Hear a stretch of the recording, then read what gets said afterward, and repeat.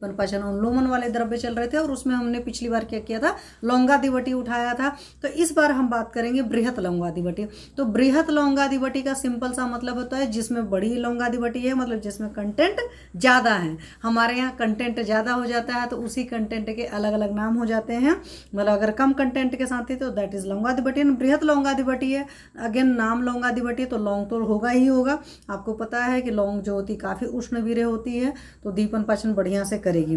उसके अलावा लौंग एक सुगंधित द्रव्य होता है। तो सुगंधित द्रव्य का मैंने आपको लोग को शुरुआत में बताया कि बहुत ज़्यादा माइन्यूट चैनल्स में जाने की पावर होती है जो इतने भी सुगंधित द्रव्य होते हैं। तीसरी बात है, सुगंधित द्रव्य में पृथ्वी गुण की वजह से गंध गुण आता है। तो पृथ्वी वाले जो भी तत्व होंगे जैसे यूट्रस वगैरह है वहाँ पर भी बहुत अच्छे से एक्ट करेगा। आपके नोज की कोई प्रॉब्लम है तो वहाँ पर भी बहुत अच्छे से करेगा। मतलब जहाँ पर भी पृथ्वी वाली बहुलता वाली चीज़ें होंगी, जो भी ऑर्गन्स बने होंगे, ये आपके फिजिशियन को डिसाइड करने दीजिएगा। हाँ, इस लौंगादिवटी में एक चीज़ है कि पारद गंधक वगैरह इस तरह के कॉम्बिनेशन है, तो मेटेलिक प्रिपरेशन वाली जो भी चीज़ें हैं वो आप अपने किडनी पेशेंट्स को नहीं देंगे। इस बात का पूरा पूरा ख्याल रखिए, कोशिश करिए, अवॉइड करिए जो भी, चाहे पारद की प्रिपरेशन हो, गंधक की प्रिपरेशन हो। हालांकि गंधक वाली प्रिपरेशन अकेले होती है तो दी जाती है, लेकिन पारद गंधक के साथ रहता है तब भी नहीं दिया जाता है। पारद कहीं पर भी है, मरकरी कहीं पर भी है। हालांकि शोधन मारण कंपनियां भी करती हैं, लेकिन जितना शास्त्रीय होना चाहिए उस तरीके से उतनी अच्छी क्वालिटी की नहीं हो पाती है। तो कोशिश करिए आपके जो भी किडनी पेशेंट्स होते हैं उनको हर्बल ड्रग्स वाली ही सारी ड्रग्स दीजिए, चाहे दीपन पाचन अनुलोमन की जरूरत है, ज़्यादा व्याधि प्रतिनिधि चिकित्सा की, मतलब पर्टिकुलर बीमारी में पर्टिकुलर जो चीज़ देनी है तो उन सारी चीज़ों का ख्याल रखिए। तो इसमें एक आपकी लवंग है, दूसरा आपकी जाति फल या जायफल है। तो जायफल जो होता है स्तंभक गुण होता है, आपको बहुत अच्छी तरीके से पता है, और साथ में और भी चीज़ें हैं उस हिसाब से बहुत बढ़िया काम करता है। तो इस योग में साथ में धनिया है, धनिया भी आपकी दीपन पाचन की होती है, बट माइल्ड दीपन पाचन होती है, बहुत बढ़िया नहीं, मतलब कह सकते हो श्रेष्ठ नहीं होती। श्रेष्ठ आपके आम पाचक तो हमारी सुंठी जी ही होती है। उसके अलावा कूट है या मीठा कूट है, जीरा जो है, जीरा भी दीपन का काम करता है, तो श्वेत जीरा और कृष्ण जीरा दोनों ही पड़ेगा। साथ में इसमें त्रिकटु जी यानी आप त्रयोषण जी पड़े, तो त्रिकटु का कटु रस होता है और साथ में त्रय उष्ण मतलब वही उष्ण बीरें होती हैं। तो आप ऐसे भी याद रख सकते हैं, जो बच्चे बच्चे जुड़े हैं उनको बीरें याद करने में कई बार मुश्किल होती है। तो त्रय उष्ण में आपके सुंठ मरीच पिपली हैं, तीनों हैं। हालांकि पिपली जो बीरे में हो जाती है, अगर अंदर और घुसेंगे तो अनुष्ण शीत होती है, इस बात का ख्याल रखिएगा, ठीक है। साथ में इसमें त्रिफला है, मतलब तीनों फल है, आवरा हरा बहरा। तो इसमें से आपको पता है हर्रा जी मतलब चाहे हरित की जी हो और चाहे हमारे अमल की जी है, दोनों रसायन है। हरित की जी जो है पथ्यानाम श्रेष्ठ है, मतलब कि पथ्य द्रव्यों में सबसे अच्छी बोली जाती हैं। माता की भूमिका हमारे चिकित्सक समाज ने उनको दे रखी है। और आमल की इटसेल्फ जो होती है वो थोड़ा सा, हरित की जी उष्ण बीर होती है, अमल की जी हमारी शीत बीर होती है, बट हमारी अमल की जी रसायन का काम करती है और बहुत सारे जगह बहुत शानदार रिजल्ट मिलते हैं। और जब कभी भी मैंने आंवला के बारे में बात करी तो मैंने आपको हमेशा बोला है कि जो भी पैल्पिटेशंस वगैरह के पेशेंट्स रहे उन सभी को भी बहुत अच्छे से यूज़ किया है मैंने आमल की। और आमल की सबसे बड़ी बात है कि जो आपकी एजिंग प्रोसेस को है काफ़ी मतलब स्लो कर देता है। विटामिन सी रिच फूड है, और विटामिन सी का भी वो रिचनेस है कि गर्म करने पर भी ख़त्म नहीं होता। तो आमल की का ही बहुत सारे योग हैं, हालांकि उसमें आमल की रसायन आप लोग यूज़ करते होंगे, च्यवनप्राश अच्छे से खाते होंगे, कासवास वगैरह जो बहुत सारी जगह काम करता है। तो आमल की काफ़ी ब्यूटीज़ हैं। आमल की का भी पर्टिकुलर एक सेशन लेना है।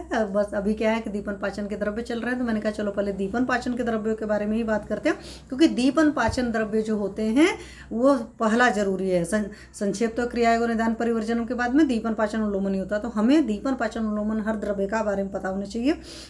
साथ में इसमें एला है, एला अगेन सुगंधित द्रव्य, तो पहले ही बता दिया कि पृथ्वी गुण है उस हिसाब से माइन्यूट चैनल्स पर काम करेगा। साथ में इसमें दालचीनी है, दालचीनी की भी इटसेल्फ अपनी महक होती तो वो भी बहुत बढ़िया काम करेगी।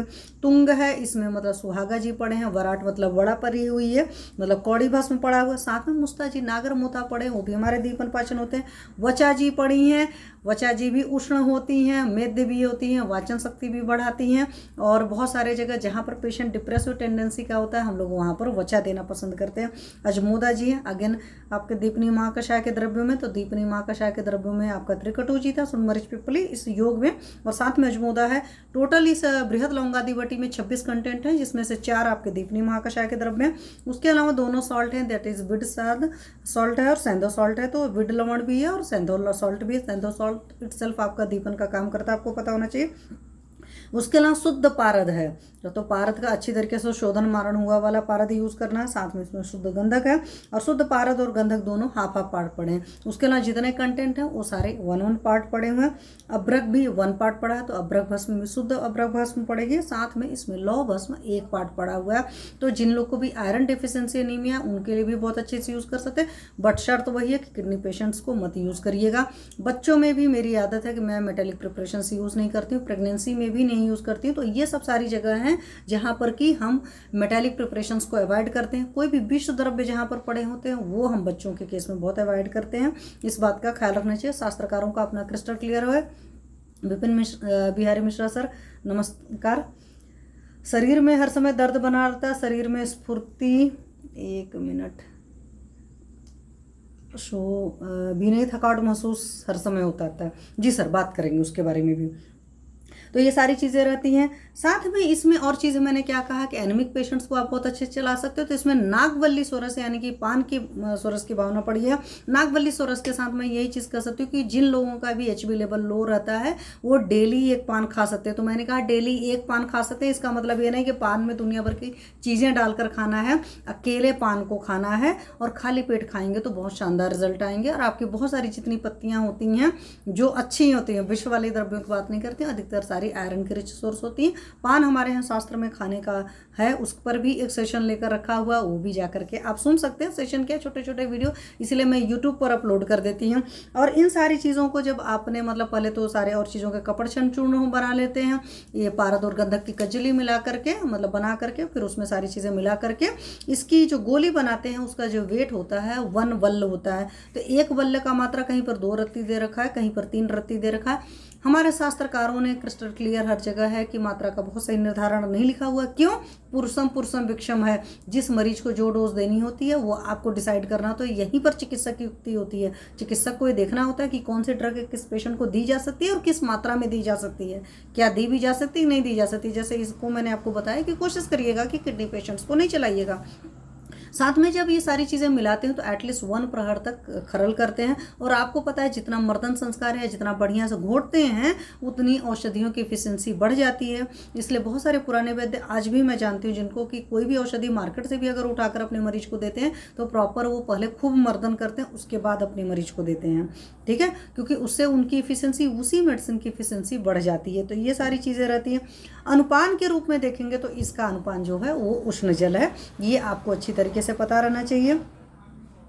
और साथ में इसकी फलश्रुति की बात करोगे तो जितने ग्रहणी विकार होते हैं आप वहाँ पर बहुत अच्छी दे सकते हैं। आम दोष जहाँ पर भी है, दीपन पाचन बहुत बढ़िया से करने वाला, बृहद लौंगादिबटी में इतने सारे कंटेंट हो तो यहाँ पर बहुत करता है।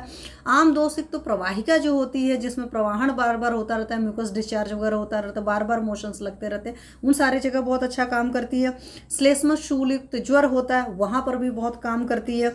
कुष्ठ पर काम करेगी, मतलब स्किन डिसीज आप सिंपल लैंग्वेज में समझ लीजिए। अम्ल पित्त, हाइपर एसिडिटी वगैरह के केस में भी ये योग बहुत अच्छा काम करता है। प्रबल वात व्याधियां रहेंगी तो वहां पर भी बहुत बढ़िया काम करेगा। मंदाग्नि का तो शमन करता ही करता है। और कोष्ठगत जितने वात विकार होते हैं उन सारी चीज़ों का भी शमन बहुत अच्छे से करता है। मैंने आपको हमेशा बताया है, कभी भी किसी योग को किसी मरीज को देना चाहते हैं तो उसके कंटेंट पता होना चाहिए, उसमें कौन से ऐसे कंटेंट हैं जो नहीं देना चाहिए किस मरीज को, वो भी आपको अच्छे से पता होना चाहिए। और फलश्रुति बहुत अच्छे से पता होना चाहिए। अब आप कहोगे 1 या 2 बार में तैयार नहीं होता, बार बार सोचते हैं क्या कॉन्ट्राइंडिकेशन वाले द्रव्य हैं, जैसे किडनी पेशेंट्स को ये नहीं दे सकती है, ये योग इसको नहीं दे सकते। जब वो बार बार पढ़े रहोगे, यूज़ करोगे तो आपको पता चल जाएगा। आगे आपकी युक्ति होती है और पेशेंट का भी मतलब देखना पड़ता है, बल भी देखना पड़ता है, मनोबल भी देखना पड़ता है, व्याधि बल भी देखना पड़ता है। तो इन सारी चीज़ों को दीजिएगा। Thank you.